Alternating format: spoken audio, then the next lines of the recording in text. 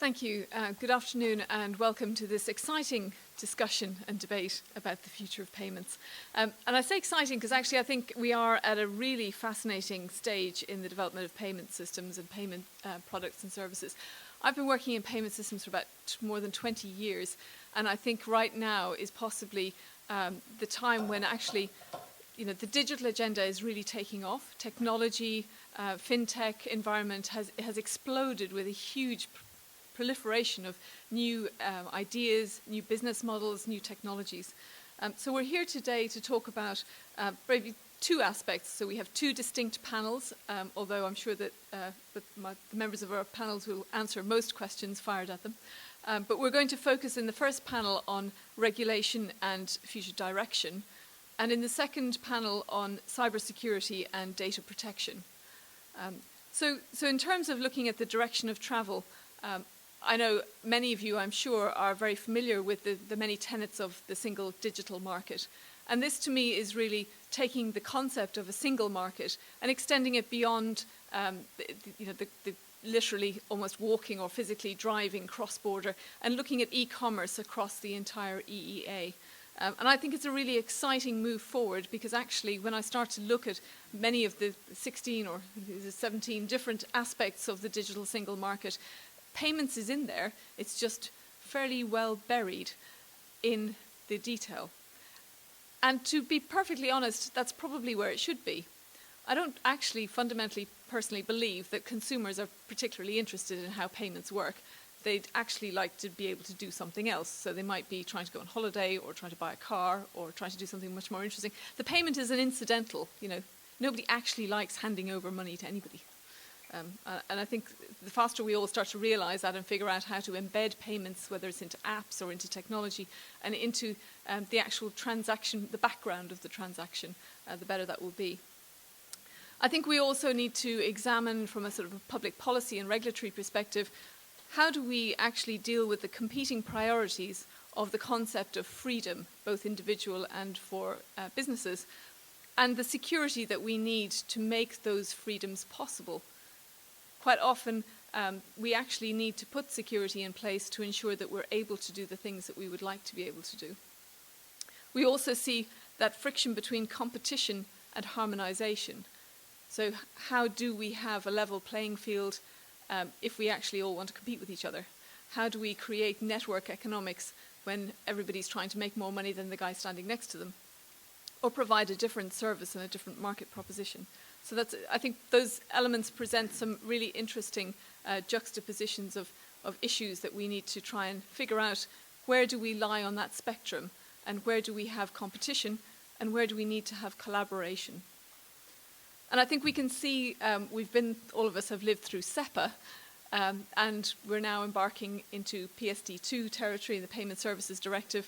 And from a personal perspective, I've been very involved in faster payments and what is now called instant payments in Europe, in most of the other countries around the world, and in designing new systems for faster payments. And as you speed things up and make this all much more possible, you also accelerate fraud, potentially. You accelerate basically everything that anyone is trying to do. So we really need to examine how do we harmonize those standards? How do we make it possible to have instant payments across the EU? And I think that's something we're going to touch on in the second panel this afternoon. So I guess what I've really been thinking about and in the context of today's conversation is how do we create a vision to determine the direction of development when we are faced with an era of unprecedented technological development? And I'm going to take one very real example because quite often we as a payments community or quite often get told to sit in a community full of nerdy, geeky people who talk about esoteric, abstract acronyms that nobody understands. And I do relate to that. But a very practical example for you. I'm currently working for a central bank in another country, totally different part of the world, and they are trying to do a digital agenda and they're trying to do a very straightforward smart nation strategy.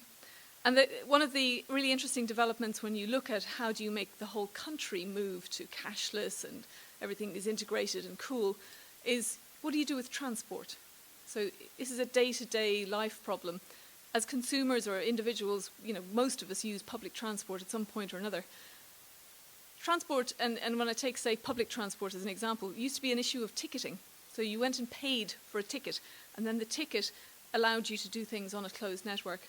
Increasingly, the areas of things like transport and public transport in particular are verging into payments and open loop technology where we're actually using debit cards, contactless. And so in many countries, actually, the government or the transport authority have been going off and creating their own ticketing environments because nobody's ever gone to them and said, by the way, you're creating a payment system. And in many of those instances, because there's been a lack of actual drive within the market or a lack of competition or maybe just a lack of innovation in that area, these guys have gone off and created something that they think is cool and new and innovative. And actually, it kind of looks like a card. And you are making a payment, and you'd like something to happen kind of, reasonably fast. So I think in many of these discussions, and I will take it back to that kind of single digital market strategy or even the single market strategy, do we have 33 countries in the EEA who all have a public transport system and they're all out there devising the latest, most exciting digital ticketing system or payment system for transport? How do we get those guys on board? How do we create a vision that actually says, you guys concentrate on transport, the ticketing bit or the payment side of it actually should be something that somebody else can figure out for you and bring to you so that you don't have to create it yourself. But that issue around harmonization, I think, is a very real one.